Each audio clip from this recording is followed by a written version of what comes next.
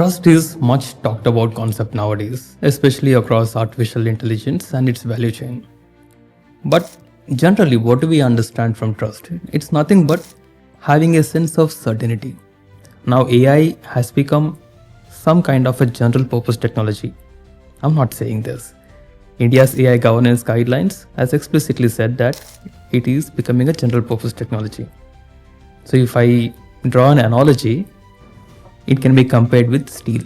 It can be compared with electricity. So how fundamental are they? They're so fundamental that they are used in horizontal sectors of the industries, be it healthcare, be it education, automobiles, industrial equipment, small industrial equipments. Now the digital ecosystem is completely interdependent across the global value chains or the supply chains. That's where we need to understand what is trust of AI value chain globally. As India accelerates its AI ambition, the question is no longer how do we adopt AI? Rather, how do we build the capabilities around AI and the trusted ecosystems? Building AI capabilities is different than building the trusted AI ecosystem around it.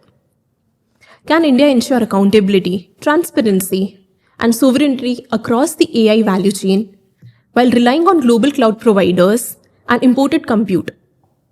And how do the global power structures shape these strategic choices? To unpack these questions, we have today with us Dr. Arun Teja from ASPI, whose research and work examines AI, surveillance, and global power through the lens of international relations and technology policy.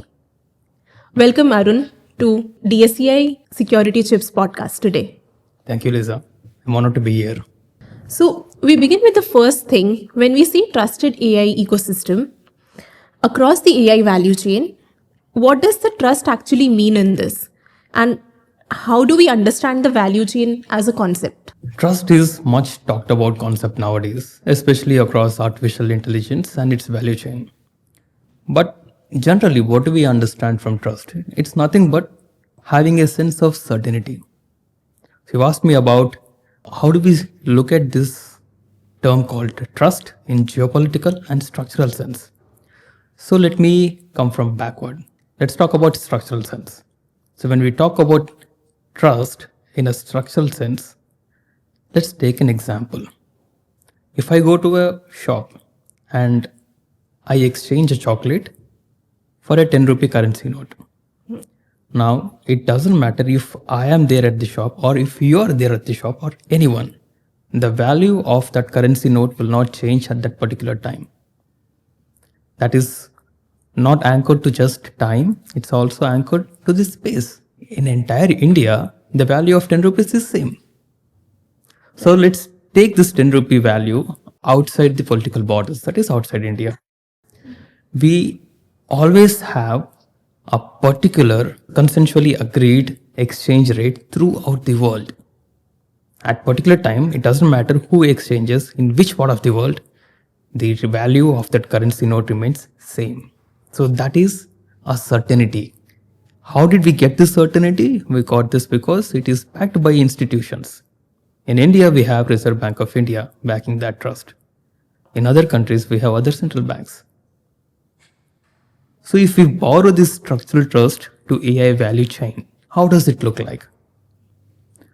So for that, we should have some institutional backing. First question that arises is, do we have some global institution which is backing, supporting or ensuring that there is a certainty across AI value chain? And the answer is no, we do not have. Since we don't have, let's look at from the lens of geopolitics. If we start looking at the AI value chain and the necessity of a sense of certainty that we require, we need to understand for what reasons do we need this certainty. Now AI has become some kind of a general purpose technology. I'm not saying this. India's AI governance guidelines has explicitly said that it is becoming a general purpose technology. So if I draw an analogy, it can be compared with steel. It can be compared with electricity. So how fundamental are they? They're so fundamental that they are used in horizontal sectors of the industries, be it healthcare, be it education, automobiles, industrial equipment, small industrial equipments. Steel is used everywhere. Electricity goes much beyond, right from healthcare, providing necessity and emergency services, to the education, to the social understanding, even towards the development of knowledge systems. Everywhere there is electricity. Now we are positioning AI in that particular general purpose technology category.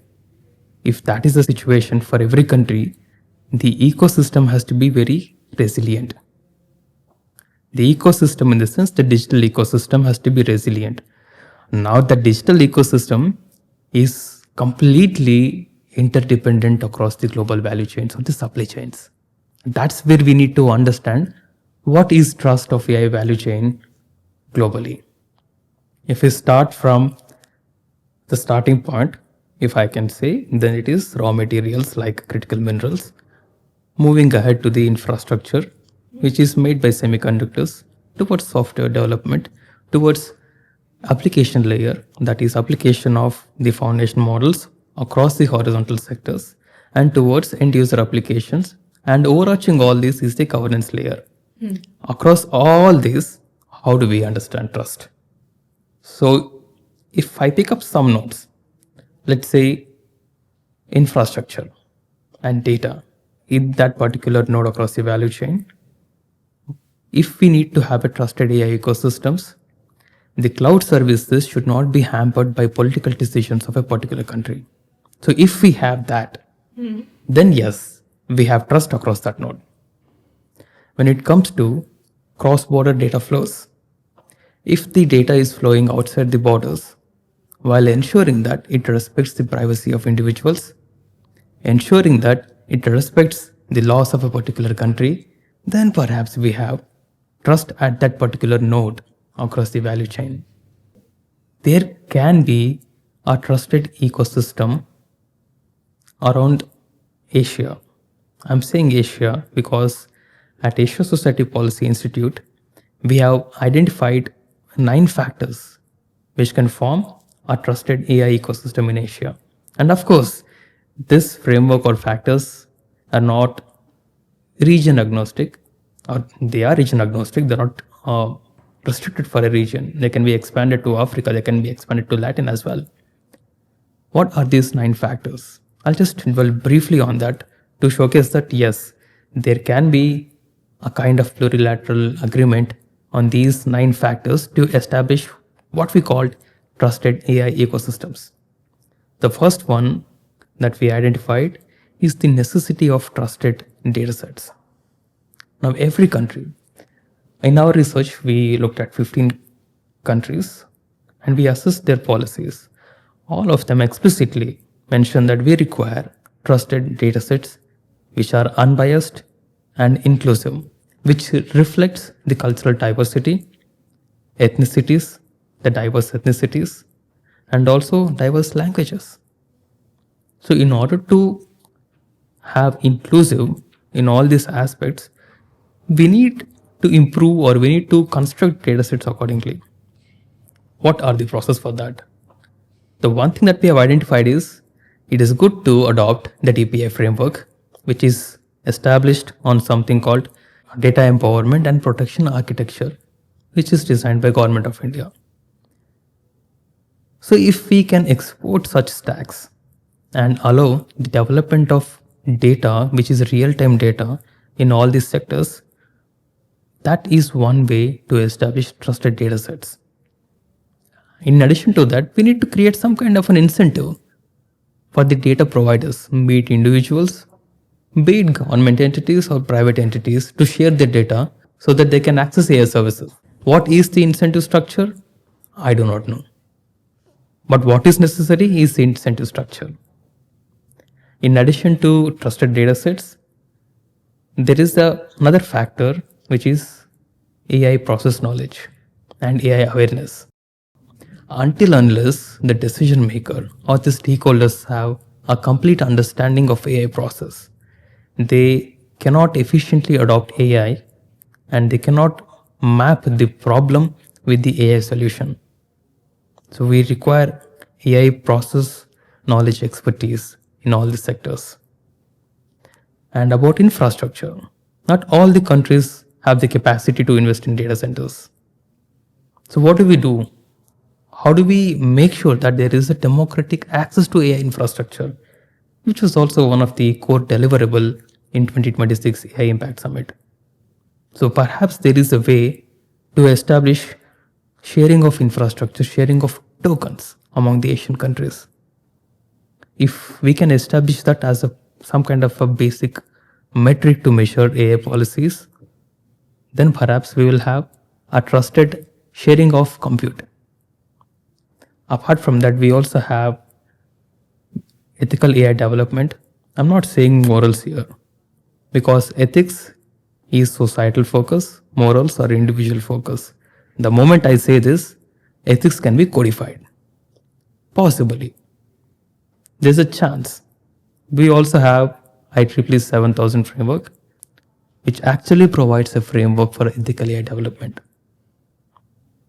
Moving beyond that, even if we consider infrastructure development, we should also look at environment sustainability.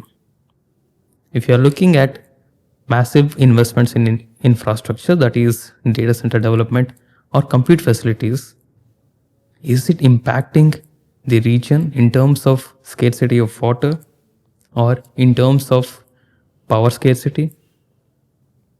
We always look at macro level impacts, but the decisions to make when we are making investments in establishing AI infrastructure should also be macroeconomic assessment and microeconomic assessment.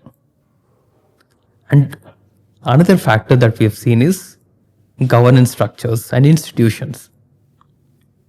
If and only if we have institutions established, there will be a forward movement towards governance or possibly future regulation. India is correctly positioned in this and taken correct initiatives. It has recently announced the establishment of AIGG, which is Artificial Intelligence Governance Group, and supporting that group is TPEC, which is Technology and Policy Expert Committee, Right. TPEC. So TPEC will be assisting AIGG. AIGG is nothing but a interministerial coordinating committee or coordinating group. And assisting TPEC is AI Safety Institutes. And this AI Safety Institute has been structured differently in India when you compare it to France or South Korea, Japan or Canada. But however, there is an initiative to have an institution to focus on AI governance. If we have institutions set up across Asia, and if we can replicate what India has done, that can also serve as a basic metrics. And finally, we also have cybersecurity. We know that malware, Trojan horses, they intrude into these cyber systems or any computer devices and can impact the daily working of an industry or even a personal business. The scale of that impact changes when we talk about AI. So do we have established protocols, international protocols, which we can use to establish baseline cybersecurity tackling AI? And that will be one more factor which can establish a baseline structure to have trusted AI ecosystems. Across these factors, if all the countries, let's say Asian countries, agree upon having some kind of benchmarking, then we are moving a step ahead to establish trusted AI ecosystems across the region. Right.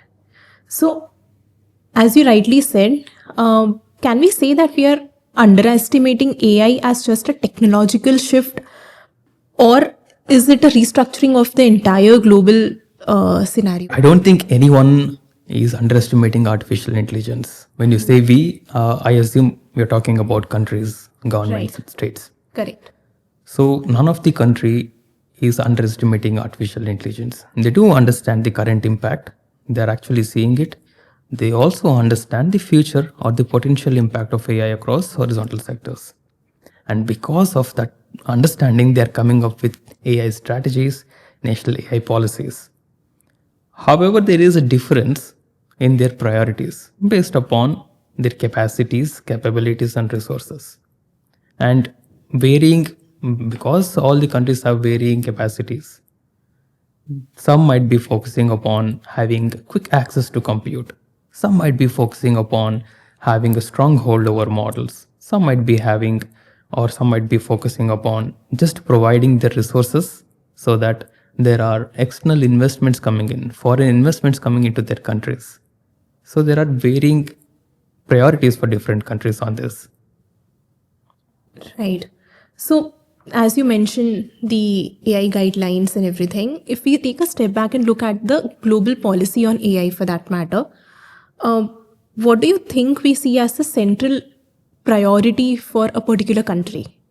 For a particular country, do you mean to ask what might be the central priorities for countries together? Yes. And maybe if we take an example for India. Okay. Yeah. I don't think there are central priorities on the global scale because we have not come up with a list of priorities for all the countries. Yet, all the countries have come up with policies, their policies, as I mentioned earlier. So, what do we see in these policies? I focus purely on Asian economies. So, let me talk more about Asian economies. What are their priority areas in the AI governance? So, we have conducted a research across 15 Asian economies looking at their AI policies, AI guidelines, and AI strategies. And what we have understood is all these Asian economies are positioned at the downstream of AI value chain. They are not investing in the design of chips. They're not developing foundation models which can serve the global market. Because of that, their focus is on soft regulation, pushing the innovation so that there is more and more AI adoption in every sector. By looking at the possible positive impact AI can bring, including aiding all the sustainable development goals, that makes sense for all the Asian economies. Let me elaborate on which particular country is focusing on which particular priority. Right. So, I mentioned Asian economies, but I would also say there is one country which is an exception, that is China. So, when we talk about China, it has strict regulations. Sectorally strict regulations. At the same time, they are investor friendly. At the same time, they are business friendly. So, the variables that we need to account to understand it is the political culture, history of China, the resources, capabilities, and capacities. While we move down or move eastwards, we have Japan and South Korea. Japan is completely focusing upon innovation. Their act outrightly or explicitly mention they support innovation. First, we look at the artificial intelligence systems. Let's deploy it. Let's identify the challenges and act accordingly. So this is their approach. South Korea also takes a similar approach, but it has some kind of a regulation when compared to Japan. When we come to India and Singapore, I see some similarities. What I see is the emphasis on voluntary commitments, which are based upon the principles. So these are varying approaches of all Asian economies. Let me dig deeper into what might be the priorities for India. I've been repeating three words: resources, capacities, capabilities. So I think in order to understand what are the priorities of India or what should be the priorities of India, we should start looking at these three factors. What are the resources available for India? Since we are talking only about a value chain, let's look at the available resources with India. So do we have critical minerals that are process ready? I don't think we have. Do we have enough raw materials that can feed into silicon industry, that is fabrication of semiconductors? We do not have. If you look at capacities, do we have enough fabrication units? We might have, because we have started India Semiconductor Mission 1.2 and 2.2. We are investing in those capacities. But however, these capacities are restricted to mature node. But apart from this, Do we have advanced node fabrication facilities? We do not have. Of course, there are investments from Japanese firms like Renaissance, which has established its R&D firm in Bangalore and Noida. But that's just the research and development. But actual fabrication does not rest with India. So we have constraints even when we consider capacities. I was talking only about semiconductors. We also do not have processing capacity of critical minerals. 90% of the processing capacity is with China. So on the two fronts, resources fronts, we are low. On the capacity front, I would say we are somewhere in the medium place. And what about the capabilities? India always says we have software talent. Where does this software talent lie in the value chain? Is it in the chip design? We might have. But when compared to the global market, where do we stand? Not in the top tier. And what about the mass IT support that we have? Are we going to build some kind of foundation models? Yes, we are going to build foundation models, but let's talk in terms of market competition. Are we competing with OpenAI? Are we competing with Google? We do not. So the focus right now is to provide the support ecosystem towards AI softwares or AI companies. Since that being the focus area, I would position capabilities also on probably medium or upper medium scale. Given these constraints or assessing these three pillars, we should also look at what might be the possible impact of AI across the nodes and across the horizontal sectors. When I mean node, I mean the node of AI value chain, the global value chain, right from raw materials, semiconductors, data capacities, data flows, and the development, software development, and application layer, that is AI plus X, which is famously coined by China. How do we use artificial intelligence in all the other sectors?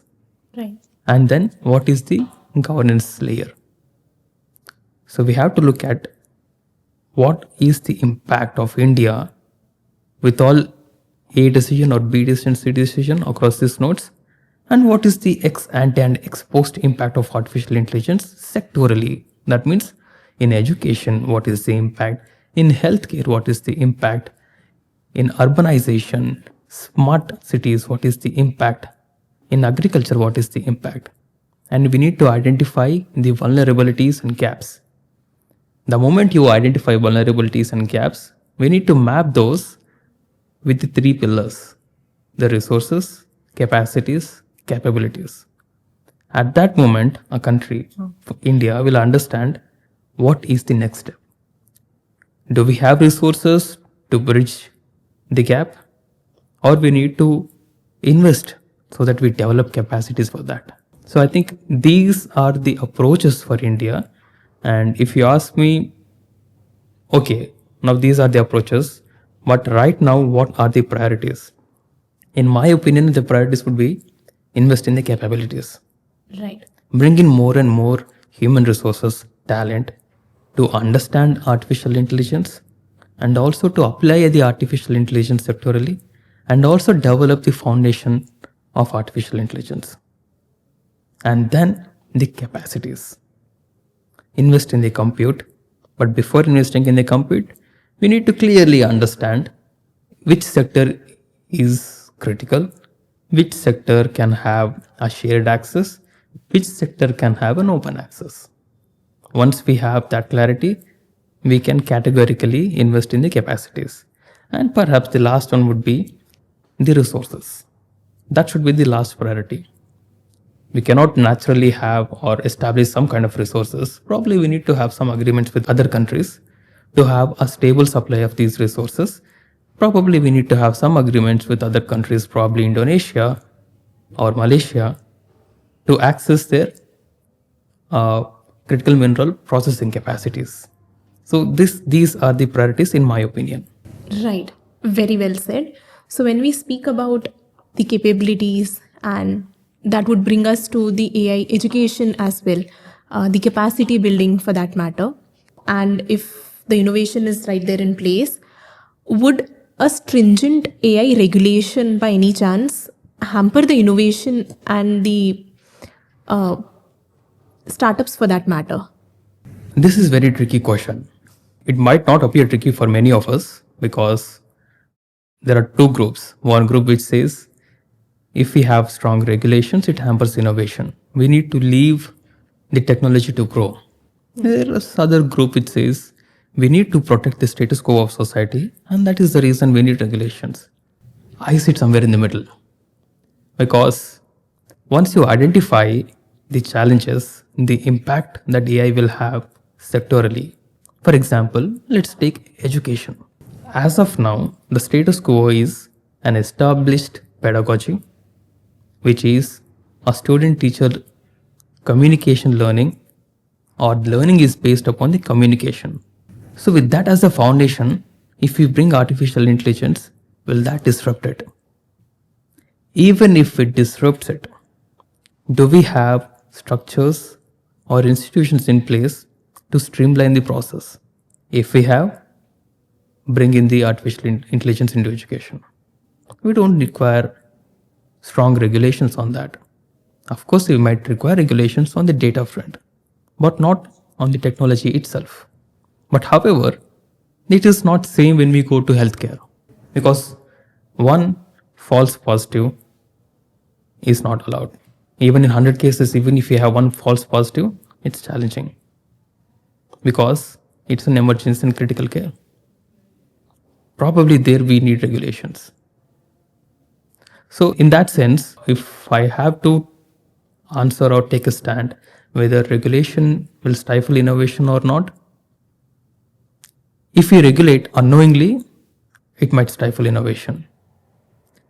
If the challenges, harms are quantified, well defined, I don't think regulation will impact the innovation, but rather it will facilitate the innovation. Because once the boundary conditions are set, and within these boundary conditions, if we allow as startups to roam freely, use the available resources as they want, I think these are the factors enabling innovation.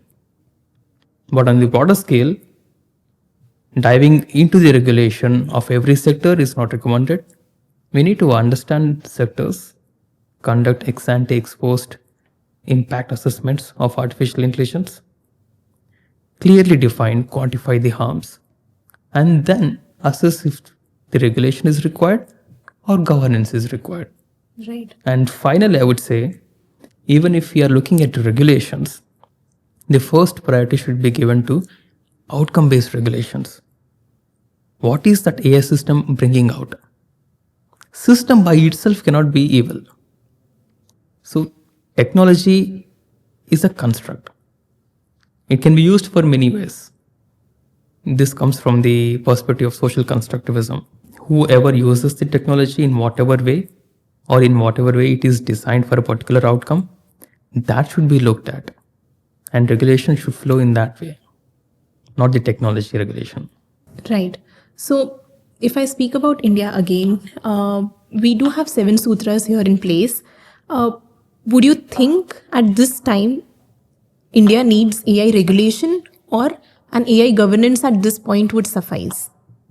I think AI governance at this point will definitely suffice. When it comes to strong regulation, even the AI governance guidelines clearly mentions that the existing legislations are well positioned to tackle the challenges that are coming up with the usage of artificial intelligence.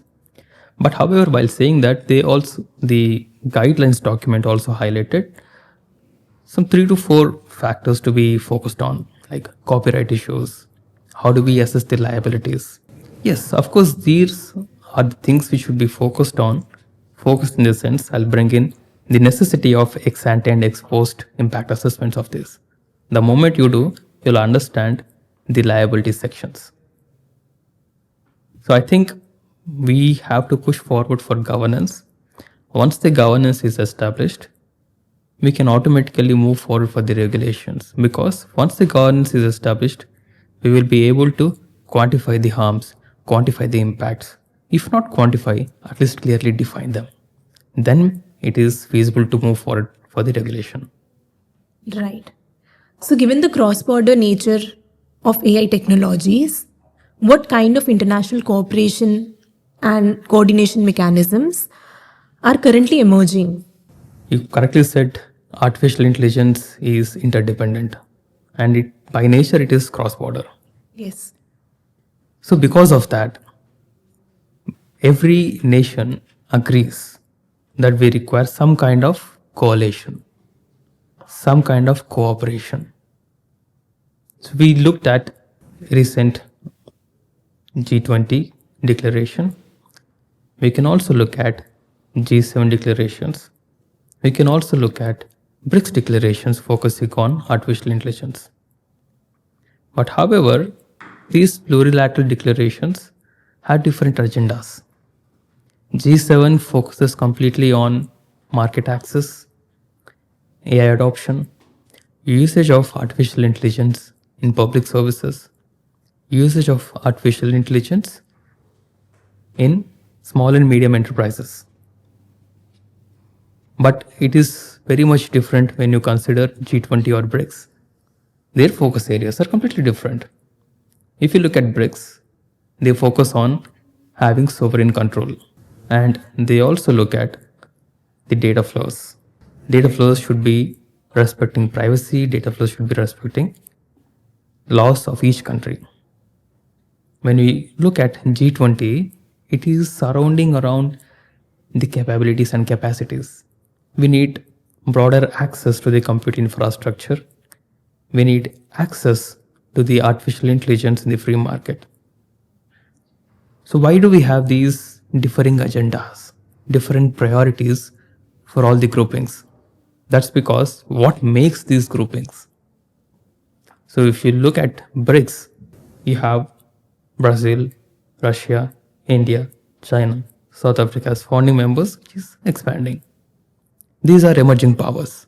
For emerging powers, it is absolutely important to have strategic autonomy, focusing on sovereign control across the digital ecosystems, which backs the artificial intelligence services. And it makes sense for the BRICS declaration to say that. And similarly for the G20, similarly for the G7. While saying this, I would also say these are all declarations. These are all declarations which showcase an intent, a path forward for coalition or path forward for collaborations. But we do not have any practical frameworks on which a country can hop on and say, this is the framework we want to adopt and we need assistance in ABC. Probably we need assistance in compute, we need assistance in accessing models, we need assistance in strengthening our skills. Right. When we speak of benchmarking, there's also ISO in terms of AI governance as well. So that's an additional thing. I think as a foundation, we need to focus on ISO. I mean, my personal opinion, let's go ahead and implement ISO frameworks. We have 42001 for AI management systems. We have 42005, which is impact assessment. We have 52 series, which is on the data management systems. What are we waiting for? Even BIS of India is definitely having ISO frameworks as its foundation. In that scenario, I think the first step that the global stakeholders should consider is to have one founding step or foundation metric, that is, let's have ISO as a basic standards, and if there is a need for a contextual standards and additional standards, probably we can build upon the ISO, but let's not disrupt the initial stage, the foundational stage. I think I agree with you, ISO can be a foundation stage.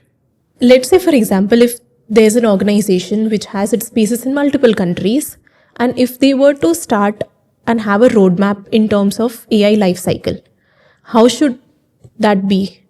Let me map the AI lifecycle initially, and then let's discuss about what are the geopolitical challenges a company should be addressing or should be aware of in designing their lifecycle.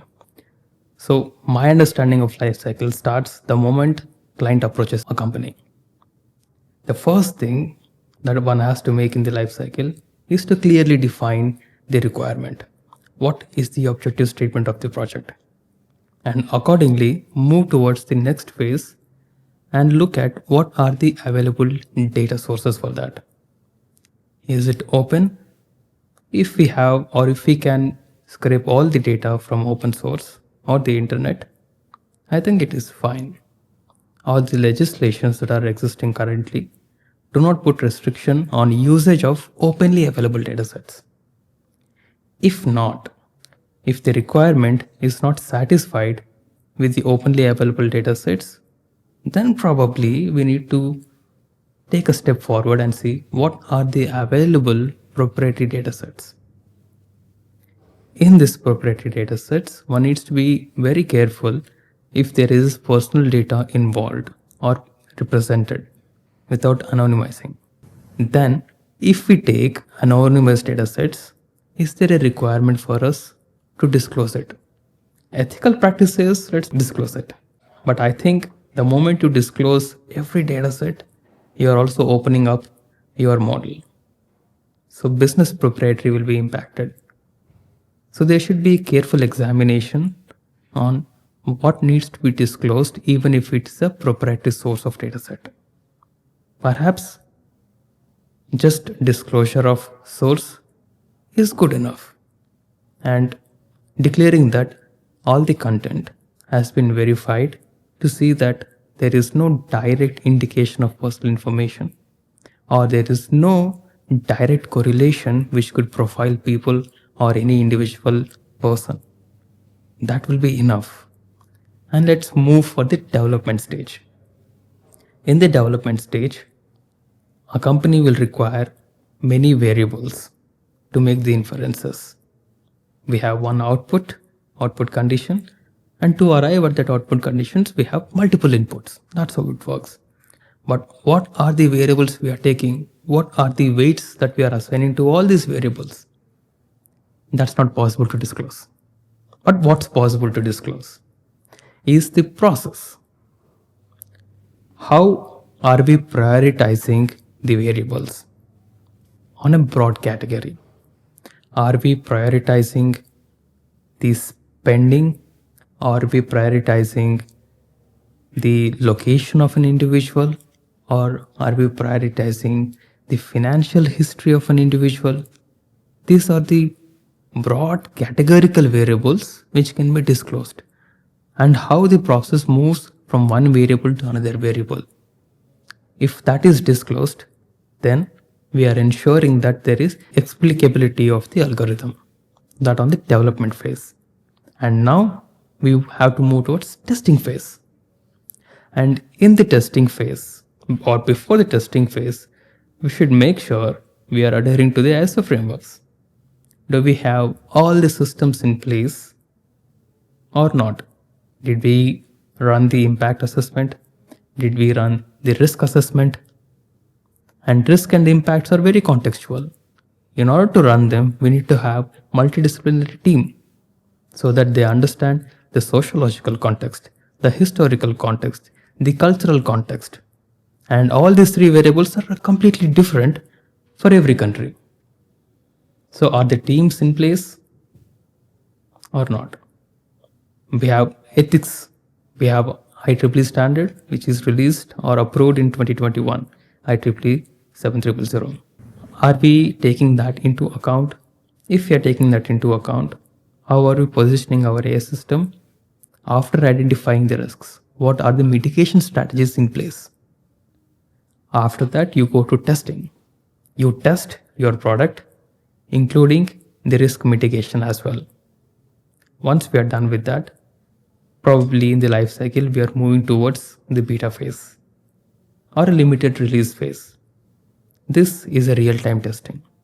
So in here, we have probably a company can have options. In various jurisdictions, there is provision of sandboxes where you can run your algorithm and test it with the real-time data.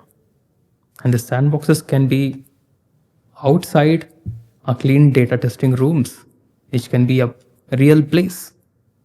Probably one city can be designated as a sandboxing for autonomous vehicles. So we need to look at, do we have access to such sandboxes, clean data testing rooms, and access to regulatory sandboxes? And then we will have a clear picture about what are the risks, what are the impacts, and if the position mitigation systems are working efficiently or not. If not, what kind of grievance redressal systems we need to establish. Then probably it can move forward for the final deployment stage, the public release. And even if we do that, we have a challenge. We need to have continuous feedback loops, because the challenges of AI are not clearly established or not clearly defined. They're dynamic. If they're dynamic, the risks that you encounter are also dynamic. The mitigation strategies might not work into 1 or 2 years. You need to change them probably. So there has to be a continuous feedback loop, which again ties it back to the development stage. This is what I understand of the AI life cycle. And at each node, we have various geographies providing various incentives. And above all this, we need to also look at the compliance systems at every node. At the data, what is the compliance when it comes to personal data? What kind of data can we access? Can we run the anonymized or de-anonymized datasets for only internal research? If we do that, how do we define research? Is profiling a research or not? If you do profiling, you cannot do that in European countries. Can you do that in any other countries? Ethically, you should not do it. But what's the way forward? Well, that's on the data node. On the regulatory AI governance node, establishment of risk assessment impact assessments can be mandated in coming years. But the move forward that a company could take is to adhere to ISO standards right now and eliminate the necessity of introducing new systems. Most possibly, the ISO standards can also be featured in other industry standards released by respective countries. I think adhere to the existing standards and also looking at every node and what are the compliance issues that arises or what are the necessary compliances that we need to adhere to will be the way forward for the companies acting cross borders. Right. When we speak of data privacy, I believe that reminds me of a recent proposal of Singapore that has been released, which is open for public consultation as well, which is on the use of personal data in Gen AI. So I think that would also be helpful for the countries to adapt or understand how the intricacies of the personal data in AI goes. It's very dynamic, that, and you can also look at what India is doing. Supreme Court has recently released draft rules for the usage of artificial intelligence in judiciary. So if you are a company looking to release your product in the judiciary, you just need to comply with it. Comply with regional draft rules or rules, look at it, have a team that constantly keeps track of the emerging regulations, emerging governance systems, and accordingly tweak your systems. It's not difficult to tweak the systems. What's difficult is to keep track and understand the rules and regulations. That's the challenging one. Once you understand them, complying with them will not be a challenge. Very well said. Anything else that we want to discuss on the guidelines that the Supreme Court has released on AI at this point? Because we also understand from the fact that there is personal information that is being used and in the courts and the judicial system entirely. But will it be possible when we mask it, or how do you think the approach will be? As of now, as per the draft rules, the usage of AI is particularly restricted towards administrative duties and also towards legal research. Yes. So if that is the restriction that we are looking at, that means we are only looking at a boxed LLMs to be used within the judiciary to categorize the case laws, to write some kind of drafts, background research, the legal research. I think in here, when the LLM or the model itself is boxed, you don't need to worry about personal data getting leaked. And in order to tackle what we need to do with the personal data, it is not the rules of the Supreme Court for the usage of AI in judiciary, but we need to fall back on the DPDP Act. That's where we need to understand how do we deal with the personal identifiers or personal information. Right. If I were to conclude, as right now the governments and institutions continue with the opportunities and challenges of AI, how do you think the principles that should be adopted by such institutions going forward? When you talk about principles, they're already established in 2019. OECD has already come up with the principles. Then later we have GPI, which is Global Partnership on AI, which has been merged with OECD in 2024, which has its operational centers in three different geographies, probably Canada, Japan, and perhaps it's France. So if you look at from that perspective, principles are already established and have been agreed on by all the countries. Now the discussion should not be on what are the principles that we have to consider. The discussion is principles are agreed, principles are established, and what are the frameworks that we build upon these principles. That should be the discussion. And I think for all the frameworks, as we were discussing, there are currently established frameworks, ISO for the risk assessment, risk mitigation. Let's use them.